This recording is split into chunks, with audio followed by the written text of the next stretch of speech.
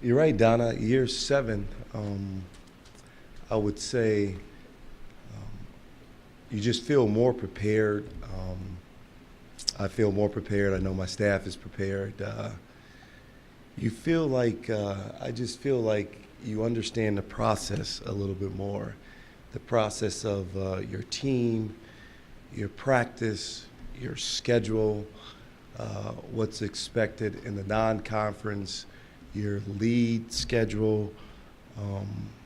You understand travel more, budget, scheduling future opponents. So the longer you're in it, especially as a head coach, you just feel more prepared. You feel a little more comfortable. But that does not take away the excitement going into a new year. But also with the being prepared, you understand the new dynamics of a new team, your players, you understand graduation, you understand the turnover you have every year, and then you just kind of plan it out, right after, unfortunately, the last loss, you concentrate on recruiting, and then you focus on getting all your guys on campus in the summer, and then that leads you to the fall workouts. And now we're here a week away, a little bit more than a week away from the season opener. But like I said, I am definitely excited. I'm happy. I'm anxious. I'm ready to go. And the family's ready to go. We had our second son, Mason, so I don't have to worry about one of my assistants coaching a game when I'm not going to be here because I have to rush to the hospital. But I would know that my team would be in good hands. But I'm excited to see this group of student athletes, what they and us can accomplish here in 17 and 18. And I just feel that the excitement started, like I said, right away in August when everyone reported on time and everyone was in shape. They were committed to getting stronger in the weight room. They were committed to individual workouts. They were committed to when practice started. But I know with this group it started in the summer because you can just see yes, we have a lot of new faces, but you can see the togetherness and the team bonding. And I love how DeKalb is with our apartments, because when you have 10 of your guys living within, you walk out one door and you have 4 more guys living in another apartment building, and you have 3 more guys living in another apartment. The togetherness and the team bonding is incredible. When you come in, for instance, we had a scrimmage this past Saturday, and you get off the bus at 3 o'clock and you have 5 of your student athletes stay around to get extra shots up, you get excited. We're off on Sunday and you see 8 of your players in watching the Bears unfortunately lose, but then being in the gym on Sunday afternoon, working out, getting extra shots up, it gets you excited for the next week. I just thought that with this group, with the extra shooting, the extra video, the being very, very coachable, being good listeners, and understanding that they want to get better and they know the challenges ahead. I would say this team is just as competitive as all my teams been in my 7 years here. I think this group might be a little bit more, they're ready to get after it. I don't have to always jumpstart them. They're in there 15 minutes early, they're staying late, and every drill, sometimes I have to scheme down in practice and not let everything be so competitive because our guys really go at it. They really want to win. I think some challenges is just getting this team all on the same page, offensively and defensively, and getting them to understand this is the NIU way, that of course we're always going to rebound and we're going to defend, but like I tell a lot of people, I like to play offense too. So getting everyone on the page offensively, and what I liked about this group so far is the sharing of the basketball, the ball movement, the player movement, the inside, outside. I think you're going to see in box scores that it's going to be 4, 5, and 6 players in double figures, and this team is all about winning, and it doesn't matter who is the leading scorer, who is the leading rebounder. They just want to win. But going on about the student athletes and the players, we have 7 returning guys, and we have 6 newcomers. And the returning nucleus is it's a different year that we have 1 senior.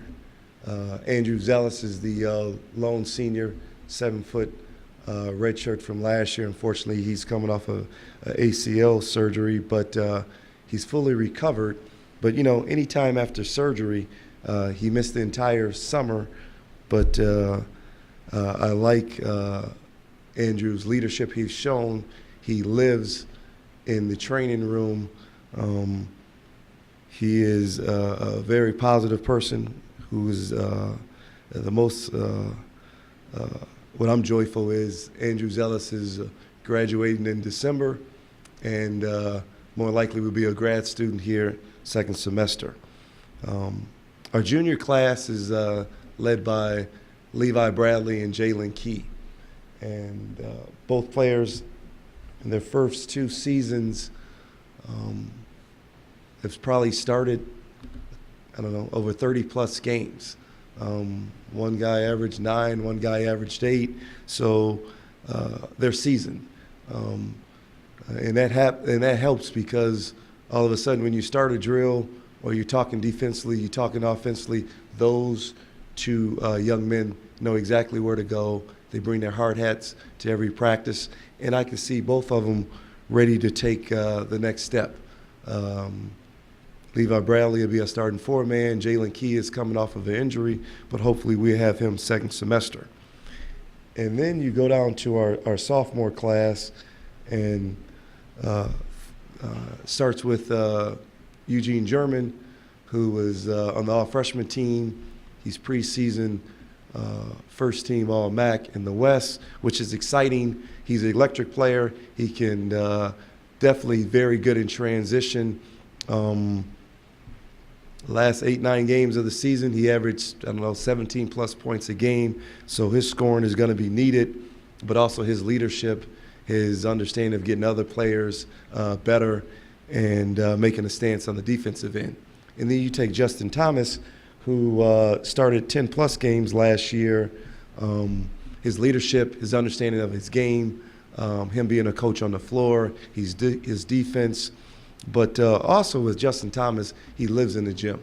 It just seems like any day, morning, noon, or night, if he's not in class, he's in here shooting, and you will see his shooting percentage go up this year. And the other sophomore is Noah Mccarty. What I'm excited about Noah Mccarty is, one, he's gotten stronger this year. He just seems like he's more dedicated to the sport. He's going to take a huge leap his sophomore season. He's going to see extended playing time, but he's just one of those guys that he's a glue guy, but he's always getting his nose dirty. If it's taking charges, loose balls, turnovers, Noah always has a hand on the ball, and I'm excited that his progression over the summer and in the fall. And the other sophomore who redshirted last year, Lacy James, he has big shoes to fill. He'll be our starting 5-man. But what you like about Lacy is he lives in the gym. He is a walk-in rebound. He can go get it. He's one of those range rebounders that he can just go find the ball. And he's definitely going to make opposing teams' defenses probably change sometimes what they do. I think he's a guy that you have to double, but also he's a good passer. He has a good left and right hand, and I expect big things from Lacy James.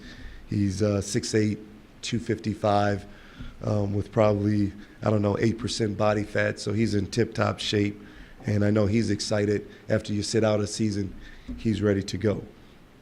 And then you have to go to all our newcomers. We had 2 junior college transfers. We start with Dante Thorpe, was a junior college All-American. He's playing the 2-3 position, explosive scorer, can get to the basket.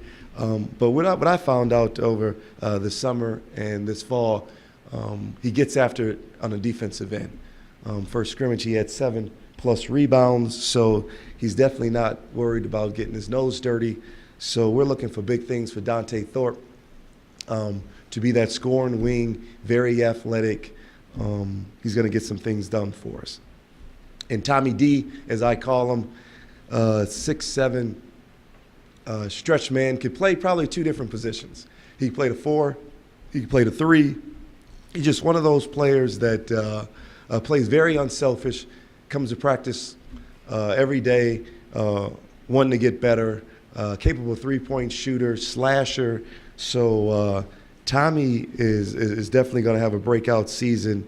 And he's one of those guys that just they have an understanding of the game, that he could do so many different things well.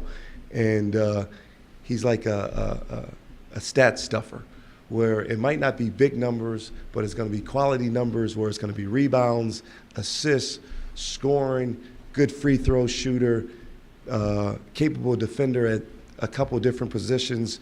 So we're going to definitely count on Dante Thorpe and Tommy to play big minutes for us as juniors.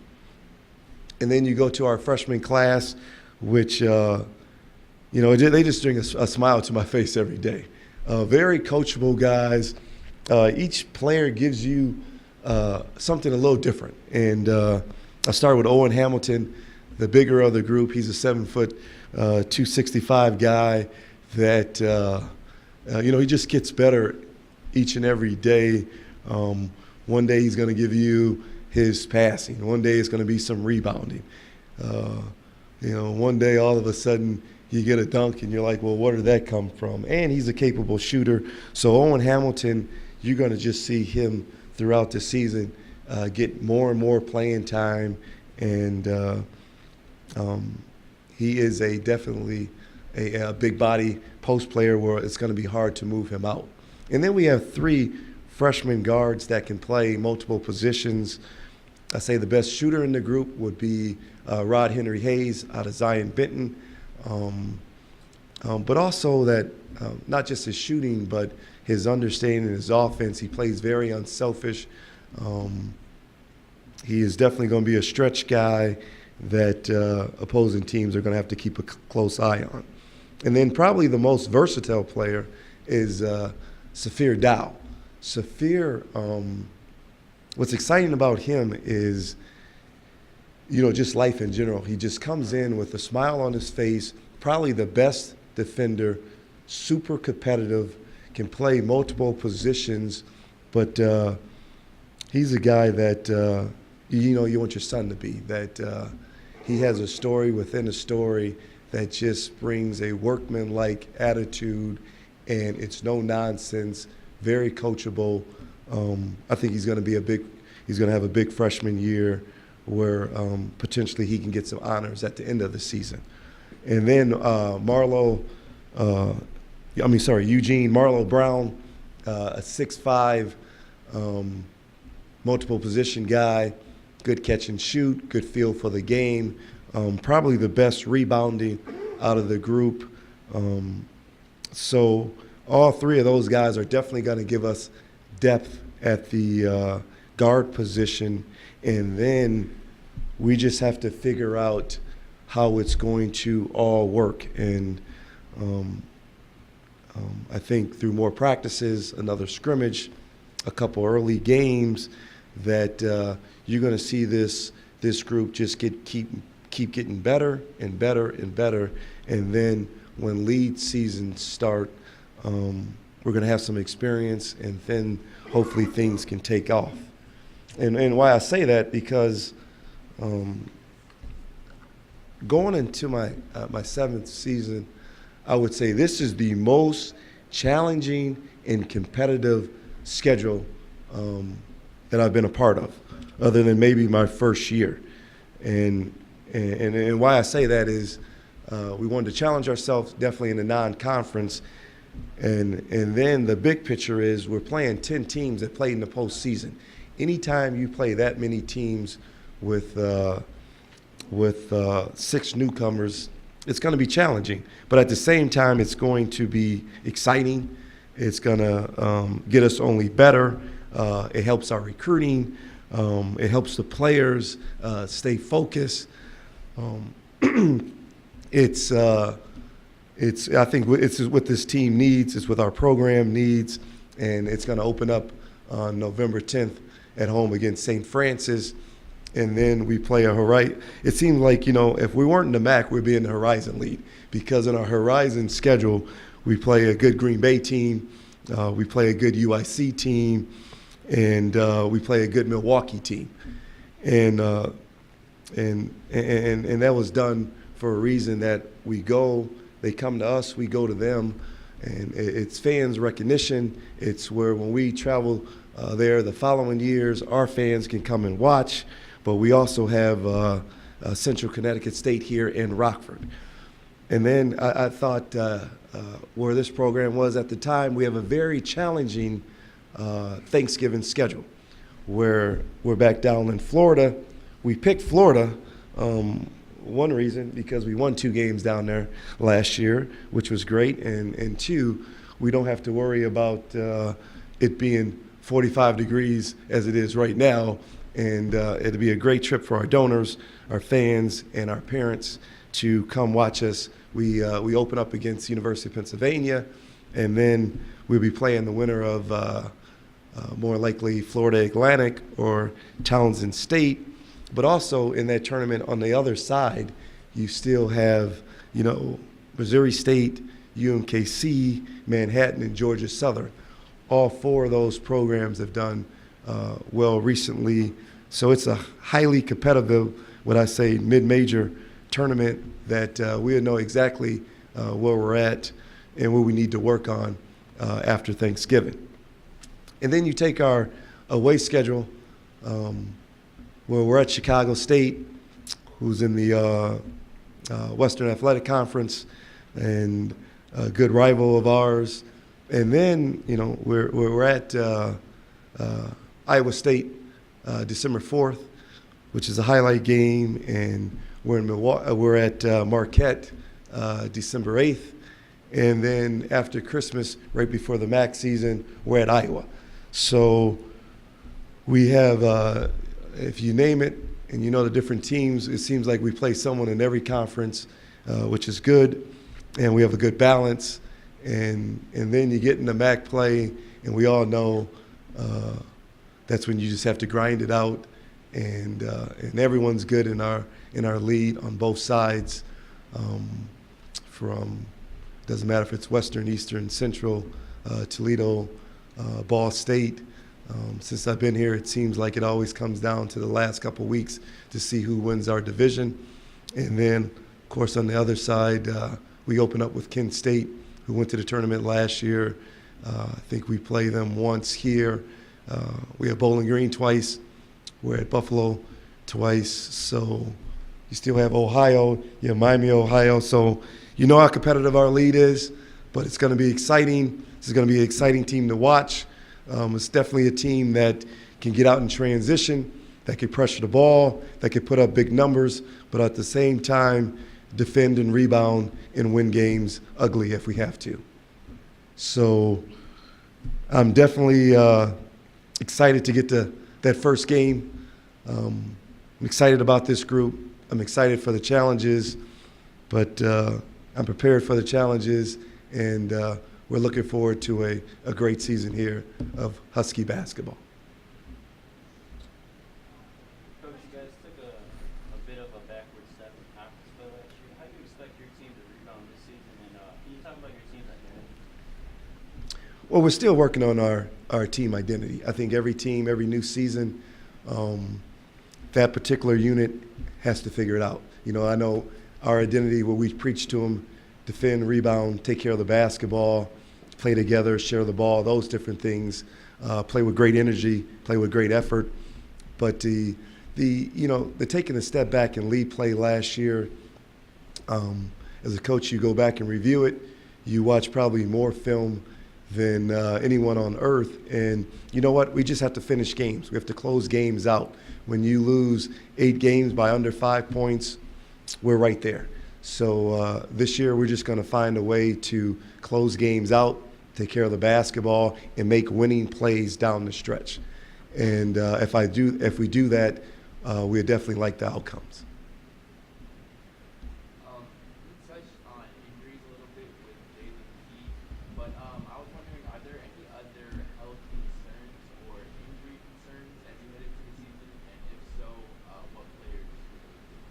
Well, Jalen Key is the only injured player where he had shoulder surgery back in June. Other than that, it's your typical bumps and bruises you go through. You're going to have an ankle sprain. Unfortunately, someone's going to have the flu. Fortunately, you're going to have some back issues at times. But it's no glaring issues where someone's going to miss the first game because of the injury right now, knock on wood. So other than, Jalen he's rehabbing. Other guys are getting treatment. Every other body is healthy right now. So going into the season,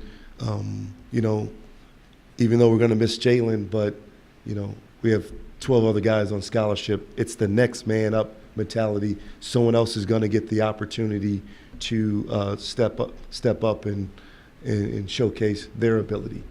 But hopefully by January, Jalen's back and he's healthy, and he can help us take that next step. Coach, what have you seen Eugene German get better at?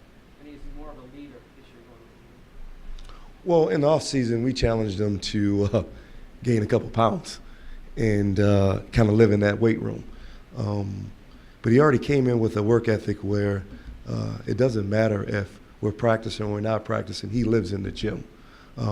I thought that he came into the season, as in when we started back in the summer, trying to be more of a vocal leader, not just this is how I do it.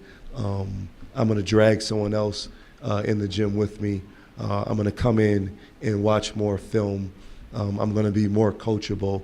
But also we've challenged him to make other players better, because Eugene German can be a good passer too. He can set up guys. But we still want him to do what he's capable of doing, where he's very explosive in transition. And then in the half court, I thought that he worked on that three-point shooting, where that percentage should go up.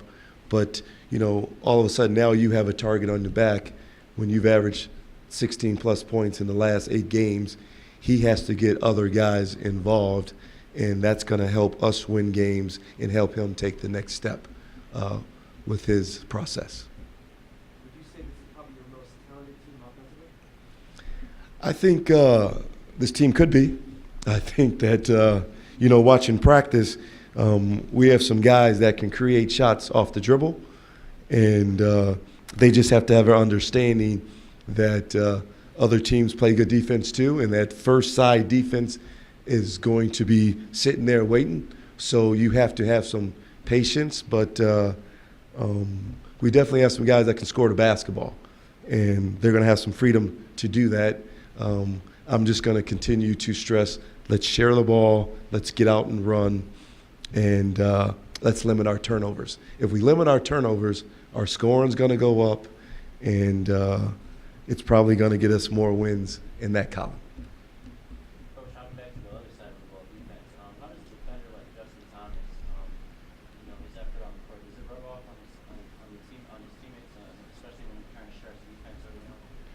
Well, defense is definitely infectious. It starts with the coaching staff, and probably only person on our staff that probably scored points in college was Brandon Watkins. But he takes, it's not just him, but our whole staff takes, defense personal. And we always challenge our players that it's no skill involved. It's straight energy, it's straight effort, it's understanding seeing man and ball, but you have to have some nastiness and toughness about you that you want to lock down the opponent. But Justin Thomas, he definitely could be a defensive maker. He can definitely crawl into the ball. He's a guy capable of coming up with steals, getting loose balls. So it helps. Don't get me wrong, it helps when your guards are very good defenders and they can keep guys in front of them. So now the ball isn't getting penetrated where we're in scramble situations where we always have to help, and then we're putting that pressure on our 4s and 5s. So it starts with the mentality, and it's not just when you're on the court. It starts over in the weight room. It starts with our conditioning. It starts with different competitive things we do to make sure we have that toughness it takes to play at that end. But I think within my 7 years here, we always finish in the top 1, 2, or 3 in defensive field goal percentage, rebounding, and some other things on the defensive end. That shouldn't be a problem if everyone keeps buying in, but it's definitely stressed every day in practice.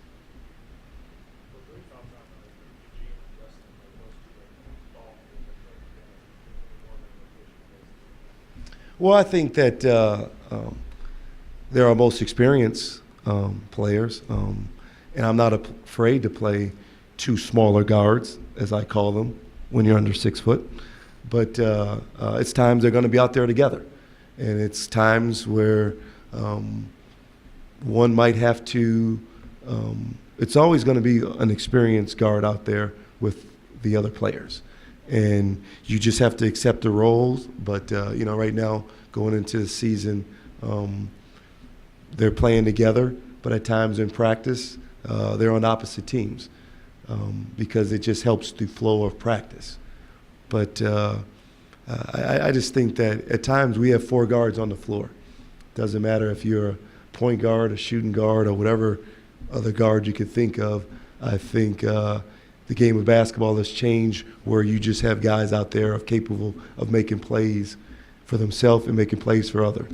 But you would definitely see both Eugene German and Justin Thomas on the floor at times together. Coach, what's the number one area you would say, either offensively or defensively, that you think your team needs to tighten up or improve on? We'll start on that offensive end. You can always, as the word you use, tighten up, taking care of the basketball and sharing the basketball. I think that we have to continue. It's still early in the process, so on all phases, but I want to value the basketball. But I think our transition game can get better because you have to get out and run and sacrifice maybe not getting the basketball. I think we can tighten up throwing the ball inside. I think Levi Bradley, Lacy James, Mccarty, Owen Hamilton, they can score the basketball inside. So even though it's a guard game, you have to have a steady diet of getting those balls to the big. Shooting, your shooting is never where you want it at. 3-point shooting, I want to make more threes. So shooting is always, I wouldn't say it's a concern, but you want to shoot a higher percentage. I know you said one thing, but it's just not one thing that early in the season we need to tighten up a few different things right now after that first scrimmage and the 20 practices we've had. On the defensive end, I would just say still guarding the basketball and moving when the ball is in the air.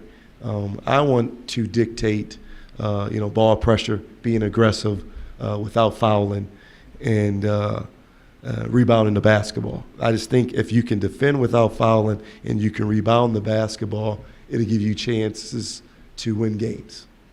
So we're still in the tightening up a lot of things in the process, but I